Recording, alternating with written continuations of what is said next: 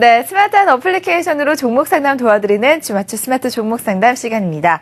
네, 시청자 여러분들께서 궁금해하시는 개별 종목에 대한 상담 도와드리고 있고요. 스마트폰 어플리케이션으로도 참여 가능하시고 또 유선으로 참여하시면 전문가들과 직접 통화하시면서 전체적인 포트폴리오 점검도 하실 수가 있습니다. 자, 오늘 상담 어떻게 진행되고 있는지 윤다 연구원님 만나서 자세한 이야기 들어보도록 하겠습니다. 안녕하세요. 안녕하세요. 네, 오전에 비해서 오후 상황 좀 많이 괜찮아진 것 같은데요. 어떻게 진행되고 있는지 상담 부탁드리겠습니다. 네, 중소형주와 대형주 모두 다 상담글이 많이 올라오고 있습니다. 특히 신저가를 기록하고 있는 종목들에 대한 아쉬운 얘기들도 조금 많은 것 같은데요. 지금 시장의 모습을 그대로 보여주고 있는 것 같습니다. 올라온 내용들 잠깐 살펴보도록 하겠습니다. 일단 제일 위쪽에 보게 되면 네, 코텍과 GS 리테일이 올라와 있습니다. GS 리테일 앞으로 전망을 부탁드립니다. 라고 올려주셨는데요. 오늘 한번 간단하게 볼게요. GS 리테일을.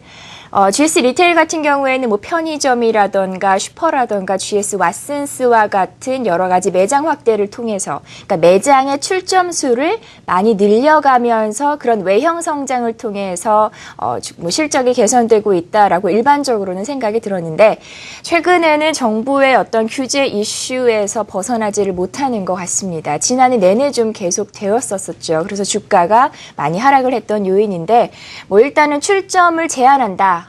점포수에 대해서도 그래서 동사가 올해 가이던스도 굉장히 약간 공격적이지 못하게 출점 수를 내세웠고요. 이런 출점 규제에 관한 부분도 사실은 좋지가 않고 24시간 영업에 대한 부분도 최근에는 부정적인 여론이 많이 형성이 되고 있습니다. 그리고 또 다른 공정위 판매 장려금과 같은 이렇게 규제 이슈가 업황에 존재해 있으면 사실은 기관의 수급도 대량으로 들어가기가 힘들고요. 주가도 완만하게 올라가기가 조금 힘든 게 사실입니다. 그리고 동사 같은 경우는 앞서 말씀드렸듯이 출점 수 확대, 외형 성장 또는 해외 진출 M&A가 주요 모멘텀인데 이러한 모든 여건이 사실 지금은 좀 좋지는 않은 상황인 것 같아요. 제 개인적인 의견이지만 일단은 정부 리스크가 있다라는 부분이 저는 가장 좀 마음에 걸립니다. 매수하기보다는 조금 더 그냥 지켜보시고요. 수급의 전환이 일어나는지 이런 부분을 체크하는 게 더 도움이 될 것 같습니다. 그 다음에 또 다른 종목도 보도록 할게요. 하리몰딩스도 올라와 있고 금일은 작은 종목하고 대형주가 모두 다 같이 좀 올라와 있습니다. LG전자 등 보도록 할게요. 손절을 해야 되는지 여쭤보셨고요. 지금 63,000원에 70%를 보유하셨다고 합니다. 최근에 주가 흐름이 많이 내려가 있는 상황이죠. 신저가를 기록을 했는데 두 가지 이슈가 동사를 좀 괴롭혔습니다. 첫 번째는 중국에서 M&A를 통해서 어떤 새롭게 성장 전략을 세우는 모습이 사실은 동사가 삼성전자와 애플 다음 순위라고 할 수도 있는데 중국에서 치고 올라오게 되면 동사의 시장 점유율이 훼손될 수 있다는 우려감 충분히 가능하다라고 보여지고요. LG전자 같은 경우는 그런 면에서 포지션이 굉장히 애매한 상황입니다. 두 번째는 이런 애매한 포지션으로 인해서 지난해 아주 공격적으로 출시를 했었죠. G2가 글로벌 런칭을 처음으로 시도를 했는데 비용만 많이 발생하고 수익이 나지를 않았어요. 휴대폰 사업부의 실적이 사실은 모멘텀이 주가를 견인해 왔는데 실질적으로는 에어컨이라든가 TV와 같은 현재 주목받지 못하는 가전 쪽에서만 실적이 나고 우리가 계속해서 관찰하고 있는 휴대폰 쪽에서는 3분기 연속으로 적자가 나고 있는 상황입니다. 신제품 일정 2분기에도 있고요. 3분기에도 있을 겁니다. 그런데 마케팅 비용과 관련된 제한도 있고 사실은 스마트폰이 굉장히 둔화되고 있어서 갤럭시 S5 출시 일정을 앞두고 있지만 2월 25일 날 25일인가요? MWC에서 공개 예정이 있지만 주가 움직임이 별로 강하지는 않은 것 같아요. 이런 부분을 반영한다면 개인적으로는 지금 63,000원이면은 그렇게 많이 가격의 괴리율이 벌어진 구간은 아니기 때문에 조금 반등했을 때 저가 매수 아니면 지금 이제 가전이라던가 에어컨 같은 경우는 성수기 시즌을 앞두고 있기 때문에 주가가 반등할 수도 있습니다. 이런 구간에 나오셔서 지금 새롭게 정부의 모멘텀이 들어가는 그런 종목 쪽 쪽으로 교체를 하는 것도 좋지 않을까라고 생각을 하고 있습니다.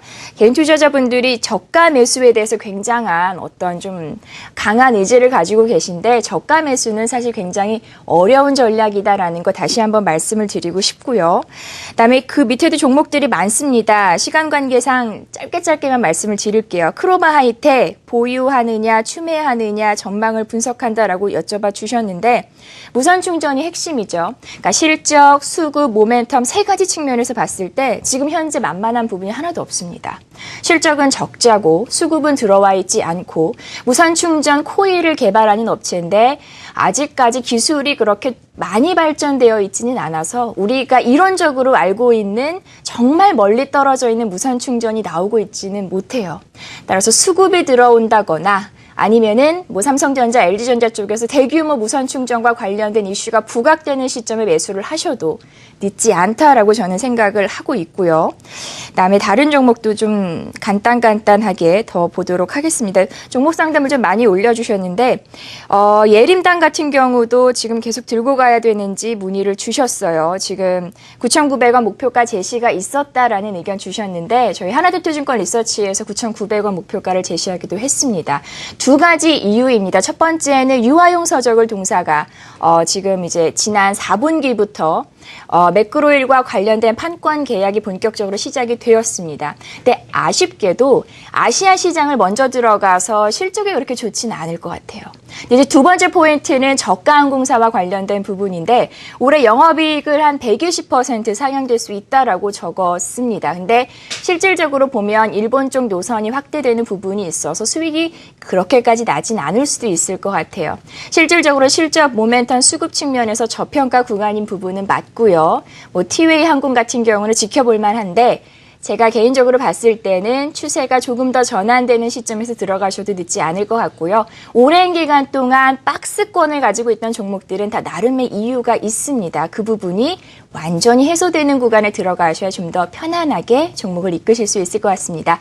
추가적으로 필요한 상담은 7811-6033번으로 전화 주시기 바랍니다. 네, 스마트한 어플리케이션으로 상담 도와드렸습니다. 저희 주말주 스마트 종목 상담 방송이 끝난 이후에도 상담이 계속해서 이어지니까요. 스마트폰 어플리케이션과 유선 전화를 통한 상담 바로 신청해 보시길 바라겠습니다.